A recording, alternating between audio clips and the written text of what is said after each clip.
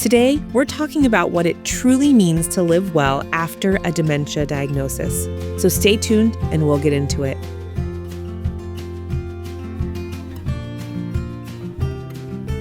Hi, Dr. Lakelyn here. Welcome to Caregiver Chats. I'm a gerontologist and caregiving advocate for Home Instead, an honor company. I'm so glad you're taking the time to join me.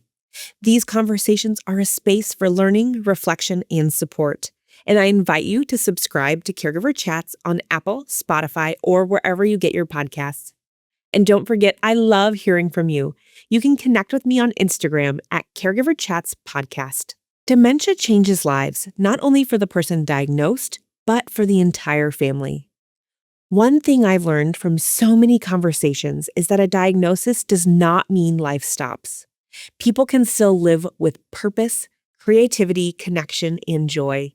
Today's guests embody that message in such a powerful way. Sam Simon was diagnosed with mild cognitive impairment in 2018 and later with early-stage Alzheimer's disease. But long before his diagnosis, Sam was a caregiver to his wife, Susan, during her battle with stage 3 breast cancer. Together, Sam and Susan have experienced caregiving from both sides, and they're joining us today to share what they've learned about resilience, partnership, planning ahead, and living meaningfully through change. Sam has also transformed his experience into advocacy and art through his one-man play, Dementia Man, an Existential Journey, which has been performed across the country and featured in the Washington Post. I'm so honored to welcome Sam and Susan Simon to Caregiver Chats. Welcome, Sam and Susan. I'm so glad you're joining me today. Thank you for having us. It's a delight. Oh, well, the pleasure is truly mine. And I know we're going to have just a very robust conversation, but I kind of wanted to start back at the beginning. So, Sam, before your diagnosis, you were caring for Susan during her breast cancer journey. So can you maybe take us back to that season of life and then we'll kind of make our way from there to where we are today? I will say real quickly, though, I was a troublemaker most of my life. I was a lawyer. I worked for Ralph Nader. I hope most of your listeners know that. An advocate. I was sort of as my son said, a minor public figure. I was even on the Oprah Winfrey Show once. But I was transitioning a little bit. I was still working, and Susan was diagnosed with breast cancer. And it's important it's important to note that her mother had passed at, help me, 56 Wow. with breast cancer. Susan was 54 when she was diagnosed. And I was her care partner. I came to call it love partner, though I came to understand too that in this care journey, there are two roles. I did give care. That is, there were times where there was even once where we went on a trip where I had to give her a shot in the stomach every day. And I slept in the hospital the nights around surgery. That means, but I also loved her. And I was, I was a love partner. I had a breaking heart at the same time because the doctors at one point pulled me over. She had a post-double mastectomy lump. And it turned out to be a water cyst. But at the time, the doctor said, oh, my God. They both told us, both her oncologist and her surgeon told us later, we had never seen that before in our practices. And we've been in for 20 feet. So we were sure. But, what do you do? Had been married 34 years. How do you get ready to hold the person you love most in your life as they take their last breath? And then likely, I'd been doing some community theater. I'd been actually working, sort of a new thing for me, with some improv groups. And I was encouraged to write about it and do something theatrical with it. It was not my obvious thought. It took some work, and we did that for almost a decade before I started forgetting my lines. I was performing the actual dance, and the story, I mean, we started, I think, 2013, and then during the pandemic, I was doing it from home rather than traveling. We were doing it over the internet. Susan would be sitting off to the side, and I had to look to her for some lines. All of a sudden, it was new. And that was a signal that we didn't know why or what it was in that instant, but there was something changing in me at the time. Thank you for taking us back to that time period and sharing about your journey and your perspective as being a care partner and love partner. I think that that's a really beautiful way of talking about it. And Susan, I would be curious from your perspective, what was that experience like for you to have Sam as your care partner through that season? Well, he was there, and if he couldn't be there, he made sure that there was a lot of people who could come. They did meals. They did all kinds of things. When the doctor told me I needed to get out and start walking, he knew which girlfriends to call to come over and say, okay, can you do this, that, or the other? So it just felt like he was in charge. And this was sometime when I said to myself, you have to let it go. And you have to accept the help. And it's hard for a lot of people to accept help.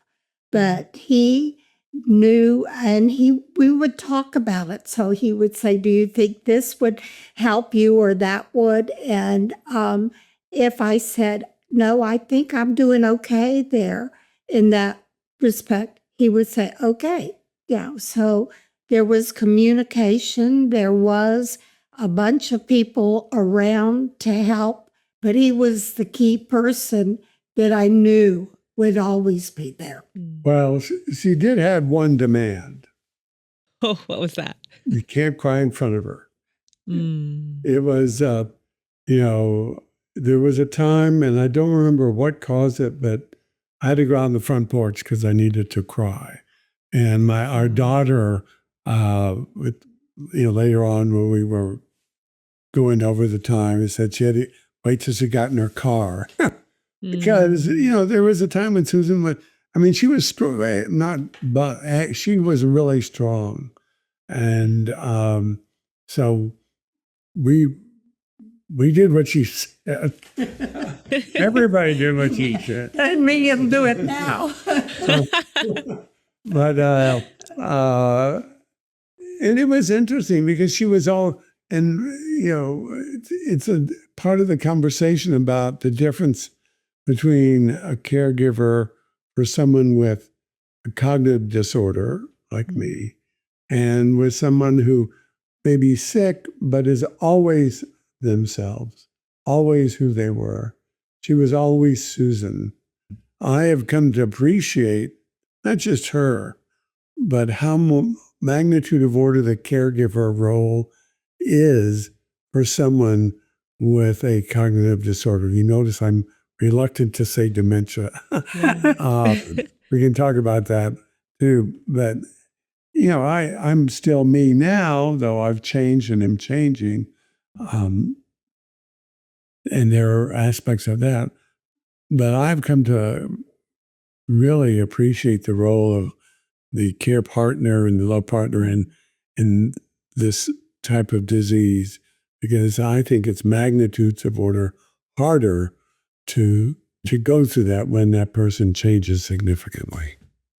Yeah, that's such a great, that's such an interesting perspective that you have, Sam, kind of being that caregiver, care partner to Susan, love partner. And now, Susan, you're stepping into that role for Sam. And I think that you shared, Sam, how while there's a lot of similarities, there are a lot of differences. And so I would imagine that time, a handful of years ago, has maybe shaped your relationship over the years. And now you find yourself navigating cognitive change.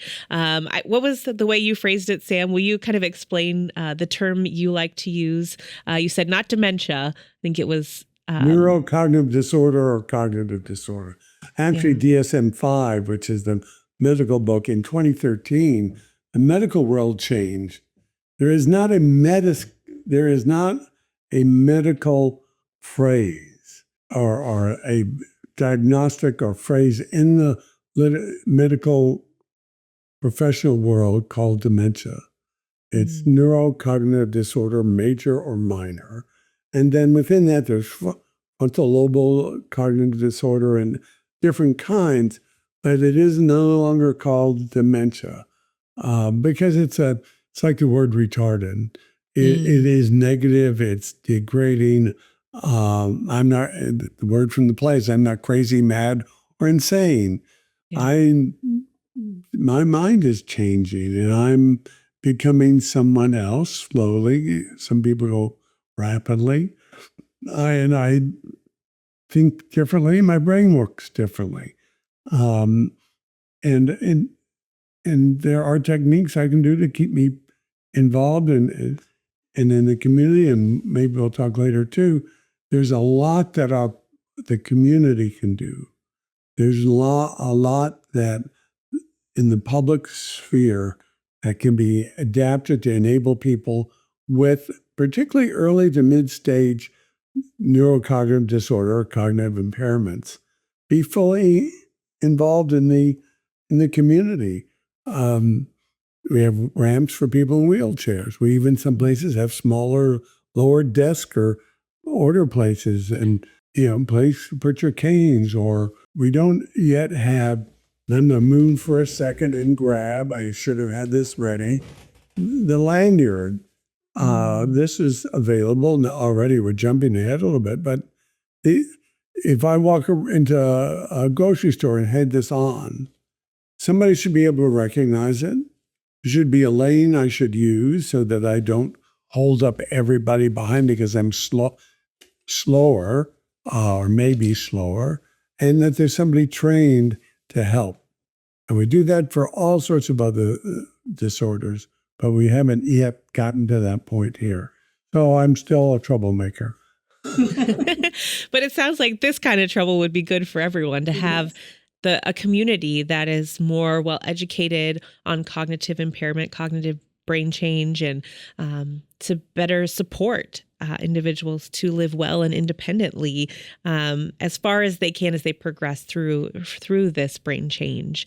And so I think that and for those that are maybe just listening, not watching the video, Sam had held up a lanyard that is got sunflowers on it. It's green, has sunflowers, and could be, if we adopted that as a society, those with cognitive impairment wore that, people would know maybe this person just needs a little extra time at a place like a grocery store or out in a public setting. And so I think that you're right, Sam, that would be hopefully something we as a society can work towards. They do that now a bit in many airports here.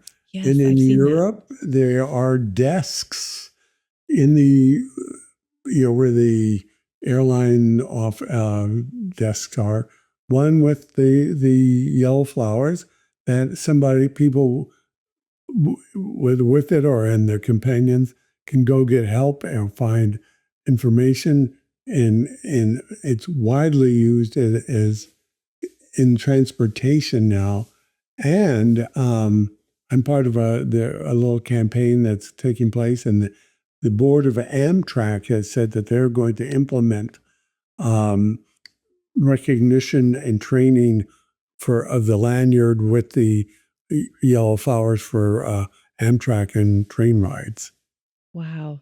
That's fantastic, because we know that transportation is something that helps us all move about our communities and get where we need to go. And for some, navigating that cognitive change, becomes a point where maybe driving is not as feasible. So I think it's great to see organizations like Amtrak take that really important step. Yeah, but I think we're jumping a little bit. I know, it's okay. It's okay. I love going wherever the conversation takes us. But I would maybe like to go back. You mentioned, Sam, that you were performing your your first play that you had written, and you had started to kind of forget lines, and maybe that was an early indicator that there's some cognitive change happening. So can you talk to us a little bit about your diagnosis journey and what that looked like? Because I know some people, it takes months, years to get a diagnosis or to understand the cause of some of the changes they're experiencing. I want to start, yes. And I want to start, though, with, and I don't know if you've triggered me to think this slightly differently. Maybe I'm saying maybe the first time. I think not just getting the diagnosis, but knowing when to try to get a diagnosis. It is when to begin to recognize changes yourself that suggest, because one of the things that happens as we age, by the way, and everywhere now we're all aging, but this country is aging. Mm-hmm. And 2026 is the first year our baby boomer turns 80. We're having this massive number. So that if you think, don't just assume forgetfulness is normal aging necessarily. It may be something more. And there's a lot of things about how do I know? And it's hard because at first that was me, Well, in fact, I even complained to my doctors very early on. I don't know whether it was true in the early 2000 period, I think it was, where I was getting my regular physical one day and I just said, and then so because I can remember it, right, really clearly. It's funny, these moments. I did this because I was buttoning my shirt after my physical and I said, hey, doc, something? I'm worried a little bit about my memory. I keep forgetting things. Sam, I know you. There's nothing wrong with your memory. Now, if you couldn't remember what you had for breakfast, then I'd worry about you. I go, breakfast? What did I have for breakfast?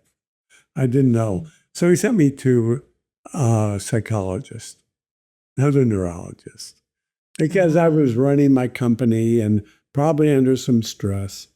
And I got an anti-anxiety medicine. And I learned a lot of other small business owners were taking it. But I think, because I then later learned that I have a genetic risk for Alzheimer's, that it may have been an early manifestation. I wonder if, there's no cure, but I wonder if I would have been involved, would have, if it was earlier stages of this disease. But it was many, many years later that I did have, the symptoms became worse or more distinct. Mainly the brightest one, there was two types. The first was I was having trouble driving. What do you mean? Well, there are a couple of times I suddenly found myself driving on the wrong side of the road. And that is, I didn't know I was doing it until I either saw cars or cars coming at me. And luckily, I never had an accident, and I was able to turn around. And it was new. I was having trouble remembering where I was. I had beginning to have, I didn't have the GPS that much back then. But once I started having it, that helped me a lot. But without it, I would get confused and lost. That was the system. But I had that were the symptoms. But then I had started with a very distinct symptom. And the symptom was I could be sitting and you see me closing my eyes, but I would be sitting trying to remember something, maybe on the computer, maybe just writing, and I would literally, in my head, vanish. What does that mean? I would be looking for that word, but I would be floating in I call it, in effect, outer space, in infinite nothingness. I could even sense myself tumbling around, looking for the other side to get ready, and then boom, I'm back.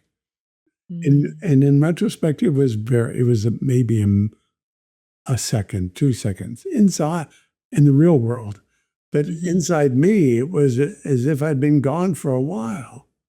Wow. Now, usually by myself, I could have been working, maybe typing. I don't remember. But when I started complaining, I told my internist about that.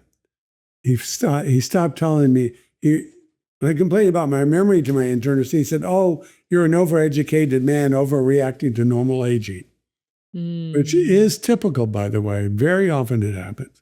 Then I said, but now this new symptom, this new thing, that's when he referred me to a neurologist. And that was in 2016. No. It was closer to 2018, 2019. And it's getting much worse. It was hard then, going through that, because in 2022 is when I finally got the diagnosis of Alzheimer's. It takes forever to get the appointments, and then going to the neurologist, it took another 6 weeks to get to the appointment. And then when I told him about the nothing, what I call the nothingness place, the disappearance, well, he scheduled me from the play, every study of the brain that exists. But that took 6 months or longer. And it turns out the quality of the neurology world, particularly in the memory area, is highly varied. We, look back over what happened and why it happened. And it turned out the person that my internist, when I told my internist about the nothingness place, he referred me to the neurologist. It was he had a different name inside this practice who wasn't available. The person I went to see had not found too much memory stuff, doesn't do it at all anymore. But the attitude at the end is, oh, you've got mild cognitive impairment. So that's one of the tests. It's a 5-hour test. It's a what do you call it? A neuropsychological exam. It's given by a neuropsychologist, and it's a 5-hour test. And you go through all sorts of things, and it showed I was mildly cognitively impaired, MCI. MCI is a formal diagnosis when it compared me, to anybody my age, gender, and educational level and economic level. In other words, there's a very defined cohort that they compare you to, and how you do on the test compared to everybody else like you taking that exact same test. And I came in below normal, slightly below normal, and that means I was, in fact, not as healthy as I should have been cognitively, mentally. So that triggers the question, well, why? And this guy didn't. My first doctor said, well, that's what you got. It's just going to get worse. I got to go. And by the way, he gave me a prescription for Aricept, which is a medicine. It's a standard medicine today. It's generic by now. But you don't just give Aricept and not give low, higher, and not see the patient again. And he never called back. He just said, go take that. Talk to you. I didn't take it. I went and found it. Susan, in the play, it's Susan, we get in the car, Sam, we need another doctor. And so we knew somebody, our exercise buddy, somebody at our racket club we go daily. And I actually knew this gentleman. There's 2 lessons from this. We're very lucky. He had passed from Alzheimer's, but we still knew her, and we still know her today. But Susan asked for who they saw, and he is now he's our neurologist. He is considered one of the best in the metropolitan D.C. area. I know we just told somebody here, oh, I hear he's the best. Anyway, and he is good. Somebody, a friend of ours, said, oh, can you refer us? And we did. It was 8 months before they could get in. Wow. I think that I've heard that that's very common across the U.S., just the wait times and your diagnosis journey spanning, a couple of years. That's not uncommon because it is challenging to to work through all of those tests and appointments and the long wait times. And we really, I think, are in dire need of more professionals in this space. But I think that's a topic for another podcast. Well, it is also perhaps a reason that if you just suspect you might have something, start now, because it's going to take you a while to get through it. And there are more and more treatments and drugs and things to help. And to slow it down. And the sooner you start, a lot of people, we've found this too, don't want people to know and they want to hide it, and they're embarrassed by it. And our culture doesn't help a whole lot around that. We experienced with it. By the way, I love this because we were very fortunate. This friend of ours who got us the appointment, and it was with a good place. The husband, I won't say who, happened to have in his career been a secretary to a president of the United States. So if you're well connected in your community, that's another whole topic for a later time. It helped us get our appointments, and it has helped us a lot too. But you're right. We need more doctors. We need more professionals, and we need, there is a new thing happening.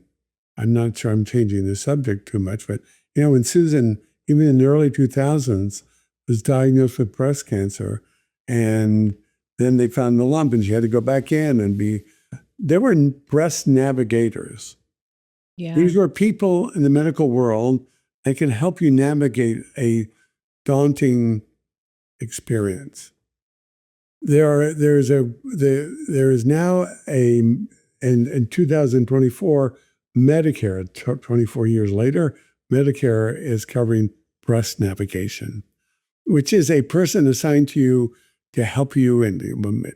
There is now a program called GUIDE, GUIDE, that Medicare it's a trial for cognitive navigators, which is what I call Susan. I own the term.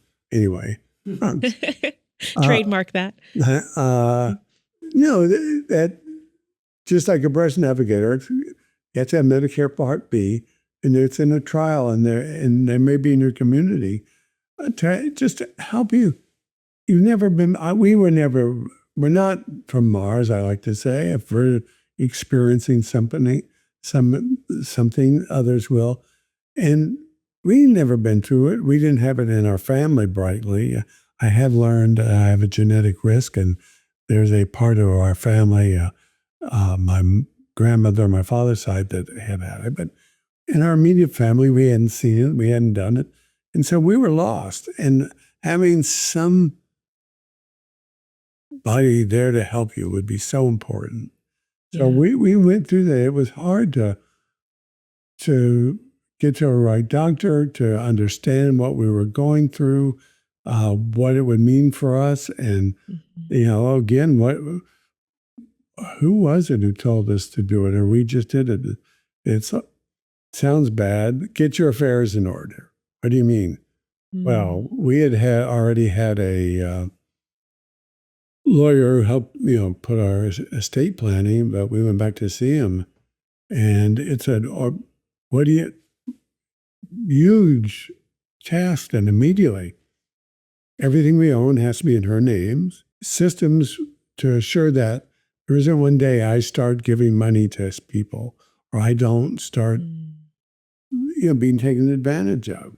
And when you have somebody, and that's even me doing a play on stage thinking I'm, there are risks. So the changes that one might need to do in their daily lives, just to make sure you aren't at risk and you do things routinely. And the other half of that, which I hope you can live a meaningful, full life with your loved ones for a good period of time. Importantly, provided you can get good medical care, and two, take care of yourself. Because this whole issue of being taken advantage of, and we haven't even we're lucky, we have a great family. We don't have family dynamics where there could be problems on that side. Mhm. Well, one thing that I admire about you, Sam and Susan, is that you have planned ahead and you openly talk about planning ahead. You talk also about living well with dementia, cognitive impairment. And I would love for you to share a little more about that, about how maybe, Susan, you support Sam in living well and helping him kind of navigate the changes he's experiencing, because I think that can be really helpful to others, maybe that are in a similar situation, to hear kind of practically day to day how you support one another and partner together through this journey. Okay. Okay. Actually, I tell people I'm very lucky because this is the beginning, and it's not something where he can't do, all the activities of daily living. And it is more creating trust and safety at this point. And that's what you have to work for. It's very hard. We work on a lot of, because he learned improv, yes and I'm normally a no person. However, in my mind, I know that I can't argue, and that, but sometimes you lose it because you're frustrated as the caregiver, and you do begin that argument. So you have to also say, okay, just take deep breaths, have a lot of taking care of your own self, and having people that are like you and in the same situations. Because I have people say to me, "What do you do?" And I said, "Well, we do like we usually do. We have meals together. We go places. However, there is the theme of the people that, if a lot of people lose friends because the friends don't know how to react. And in the beginning, a lot of people, when he would say, I have Alzheimer's, they'd say, oh, you poor thing. And that was a very difficult period to go through, but you do go through that in the beginning, and to where people, if they don't know, and that's why it's so important for the caregiver or I call myself the Cognitive. navigator. She nags too, but that's okay. Because you yourself have to know where you can get information. One of the first things that I did was join a support group. And in that support group, it was run by the Alzheimer's Association. We went through 6 weeks of learning and understanding what was going on with your partner. As several people, we belong to different other groups. We belong to a group where both of us participate together. And yesterday we were having a discussion from the caregiver's perspective. And one of the other caregivers said, I would like to be, how did you put it, on the wall and try and listen sometimes to see if I could figure out what was going on in his mind. But that's the biggest thing that so many of the people that are taking care of someone are wondering, what is going on in their mind? If you hear somebody has, not feeling sick or so forth, you can have empathy for them. But nobody has empathy for this disease. Everybody thinks it's terrible, and there's nothing you can do about it. So that's part of the reason that we do our question and answer periods after every time he does his play. Because this past Saturday, I think we went for almost an hour with discussions, and people brought up their own perspective. Like one lady said to me, well, you're terrible. You leaving him alone in the house and you're going out and having lunch with friends? And my reply back was, yes, he can stay in the house alone. He is, he just needs to know where I am. And that is, you can do normal things. It is not something that you can't do. And people are thinking more in that this takes away so much of their freedom. And they don't understand that different stages are there. And there are different things that you do during these stages. So, and I also belong to a group, we call it the cohort group, which is basically an hour once a month respite group.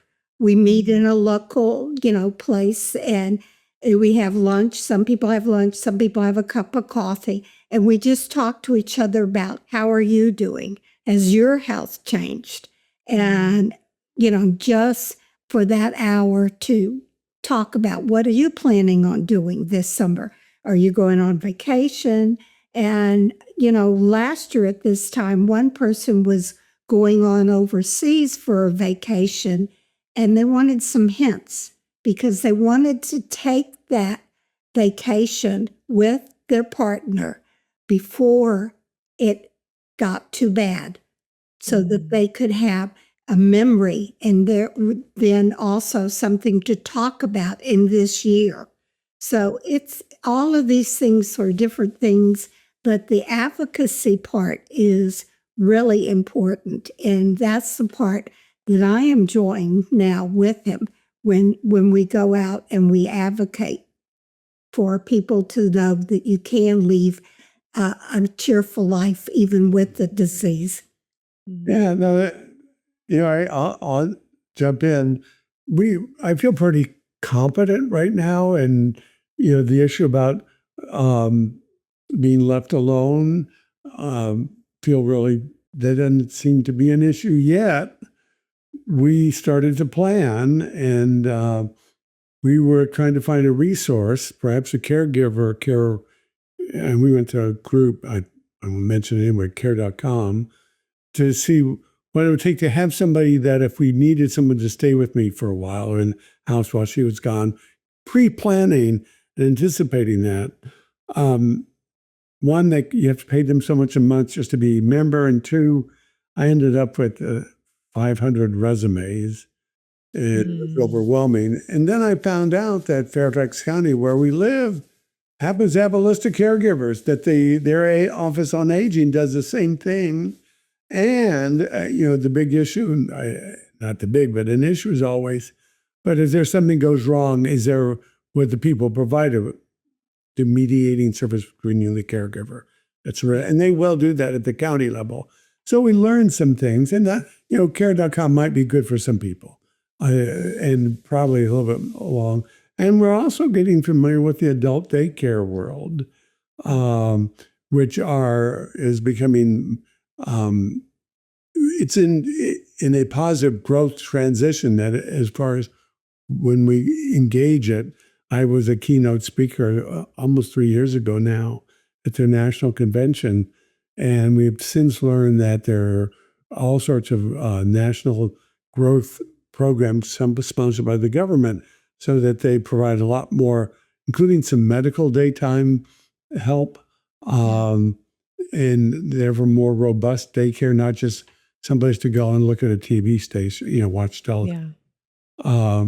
So we're trying to plan. The biggest thing we've done, which I don't know, over the 3 or 4 years now that the diagnosis, is we decided to downsize. That's a big, we're going to be moving into a senior living community. And we did have a vacation home, and our kids, which is on a small navigable piece of water in the northern neck of Virginia. Those in Virginia will know what the northern neck is. It's between the Rappahannock and the Potomac, and it goes down a neck of land. That's where they all go to the neck. And they said, no, we don't want you. we want a house on the beach in the future. Well, our house isn't on the beach. So anyway, we have two houses to sell. But we're not alone in these big life changes that need to go along. It's sometimes maybe just normal aging, but with the diagnosis, I think the sooner the better we come to terms with things. I guess it's better. But for me, my symptoms are changing. And what we like about the senior living place we're moving into, again, this is not always the case. We've chosen not to do the lifelong plan, which is where they, for a very large amount of money, depending on the size of your apartment, it could be there's locally here in the Northern Virginia, 600,000 to $1 million, something you put down. Wow. They take everything you get from your house sale and then pay a monthly fee. But then that guarantees you your rates don't change if you have to be moved in advance, and that if you eventually run out of money, that they take down what you put down, and then you're still entitled to stay. But we're going into a rental, which is pure rental. And what was really important to us is that this building in the same building, they have a memory floor. Mm. Everything else that we would look at, I would have to be in a different location if I need it. And she could visit and the like, but here, they said, if I'm otherwise healthy enough, she could move into the apartment in the memory floor with me. Oh, wow. That's great. And if not, she'd be in an apartment just up, a few floors, which is for us very important, and not being really that separated. And, these are not small decisions in life and finding. And the hardest thing we're having to do is downside. We've only been married 59 years, 8 months, and almost maybe 27 days.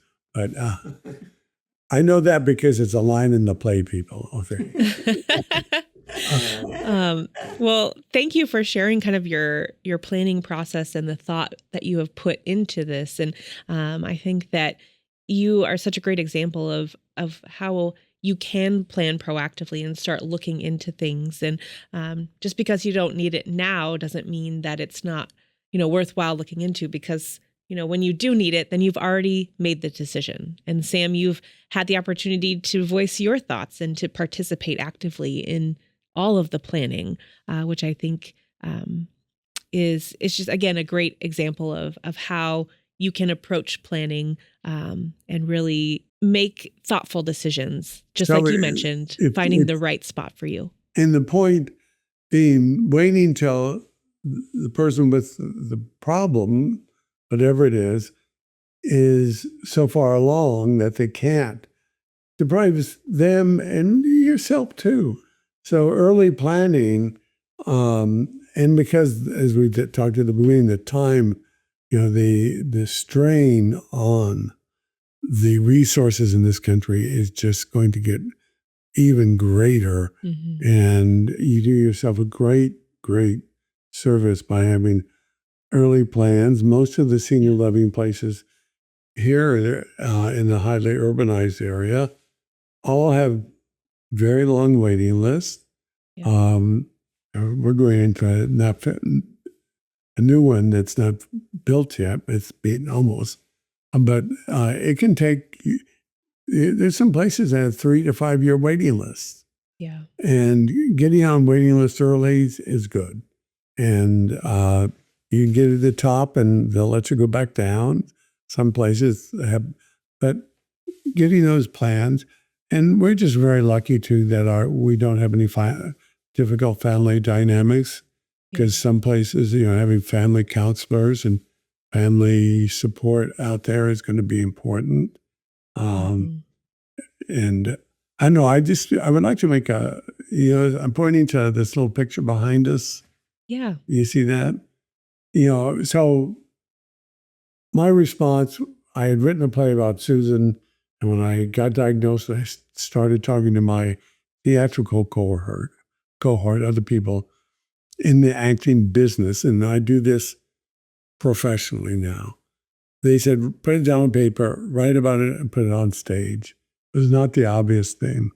And I use a dramaturg and a director, and a dramaturg is a person who helps you write the work or advises you. Anyway, I started, my first performance was in July of 2023 in the Capitol Fringe Festival. That was in July of 2023. I got an email in November, almost a little over 3 months later, with a copy of that picture attached to it from a Mrs. Owen. She said she and her husband had seen my play. They were to talk back. And he had passed away the week before. You know, my immediate thought is, your husband just died a week ago and you're emailing me? But it had such an impact on them that she wanted me, that he drew that, her husband, as a self-image of memory loss. And it's not a brag as much as we've learned it. Open discussion and engagement in theater to some degree, which I love, the power of theater. I've learned that over the years that I've sort of discovered it and been doing it. And these existential parts of our lives is such a gift. Being a member of the audience, as well as I'm lucky enough to be able to do it, but we've been humbled by the power it has and help it's been to people who experience it, because it becomes a judgment-free zone to talk out loud about it. And anyway, so I'm humbled by having that as a gift. And I sometimes feel like that. Well, I'm glad that you shared about your play, because Sam, that was one thing that I was going to ask you about next is how you and Susan have really turned to sharing your story through this play, for opening up dialogue and discussion for a topic that, as you mentioned, there's still so much stigma around. A lot of people dust it under the rug, or they don't want to talk about it. And so I just want to thank the both of you for quite literally taking to the stage and sharing your experience in a safe space for people to have this discussion, because I think it's advocacy work, whether it's through theater or through, people have their various ways of doing advocacy. And I know you do it in multiple forms, you both, but it's through that helps break down that stigma and open up the public discussion for dialogue. And I just thank you both for doing that. Thank you. I want two quick things. One is I've learned over some time, and it surprised me and it's the power of art to change hearts. Ooh, I like that. I was an advocate. I wrote briefs. I appeared in court, all sorts of things. And working, it's important. But I think you change minds by changing hearts first. And theater can do that. And so I'm so fortunate, I think, to sort of like have let it find me and do that. So I'm so pleased to be able to do this. And then I had another important point I was going to make that I totally forgot. Well, if it comes back, we'll circle around to it. Well, no, I think it's just the audience and the power of it to the audience. We are beginning to perform it over Zoom. Okay, great. And we just did it for the first time with the only requirement, because there is another story out there, and that is life with this disease is not worth living. There is a movement for accompanied suicide. I'm not hiding it. We should acknowledge it. And I'm a counter voice to that. And it's in the play, because it's the choice we reject loudly. But I don't want the fact that it's in the play, it has to be to a mediated audience. So we just did it for Encada, I think, a small senior center. And they had 100 people. 100 people. They projected it on stage. There were 2 professionals. There was even a doctor in the audience. And we got a new question, a question we never came up. And it's an obvious one, but it created the environment that this could happen. There was a woman in the audience, older woman, said that she had been having memory problems. And she said, like, my friend here next to me, I walked in, I couldn't recognize her. Anyway, her first appointment with the neurologist was for the next day. Did we have any suggestions on what she should ask? The mere fact that she didn't have somebody going with her, and that was the bulk of our discussion. I said, your friend you didn't recognize sitting behind you? Because she said, my daughter couldn't go with me. She could go with you. Or there's this whole new thing about recording conversations with your doctors with their permission. So we have a new gerontologist, our doctor. He's recording our session. But it is such a big thing, and we're so lucky. What is the last things we could do in life or be of service to others? Wow, what a gift. Wow. And so many people are benefiting from that. And we just thank you both so much for joining us today and for sharing. And we'll make sure to include all the information about the Dementia Man, which is the name of Sam's play, and how you can get in touch with them. It's exciting that you're bringing the play to a Zoom platform, which means it's that much more accessible. And we'll be sure to include all that information in the show notes. Shift a little bit, and in the back is the book version of the play. Oh, fantastic. It's called The Same Day. It's on all, anywhere you get books, you can get a copy of that. And so thank you. Thank you so much. Thank you for your work. And, Yes. And it is tremendous, and thank you for having us. Oh, well, it's been my pleasure. And as you both kind of continue down this journey, I just, again, want to say thank you for all the advocacy you do. And we will be there kind of watching you as you continue on advocating in this really important arena of theater, which I love how you said, to change minds, you change hearts, or to touch hearts, you have to touch minds. And I think that that's such a beautiful perspective. So thank you again. And I know we'll probably be in touch here soon. Thank you. Thank you. I want to sincerely thank Sam and Susan for sharing their story, their honesty, and their wisdom with us today. Their journey is such a powerful reminder that while dementia changes life, it doesn't erase purpose, identity, creativity, or connection. I especially appreciate the way they've modeled partnership, proactive planning, advocacy, and hope through every chapter of their journey together. To our listeners, I hope that today's conversation reminds you that there can still be meaning, joy, and fulfillment after a diagnosis, both for the person living with dementia and for those that support them. If this episode resonated with you, please subscribe, leave a review, and share it with another caregiver or family who may benefit from hearing this conversation. And be sure to connect with me on Instagram at Caregiver Chats Podcast for episode updates, caregiving tips, and more. Thanks for listening, and please remember to take good care of yourself while you care for others. Caregiver Chats is brought to you by Home Instead. If you're looking for in-home care to support you on your caregiving journey, please visit homeinstead.com to learn more.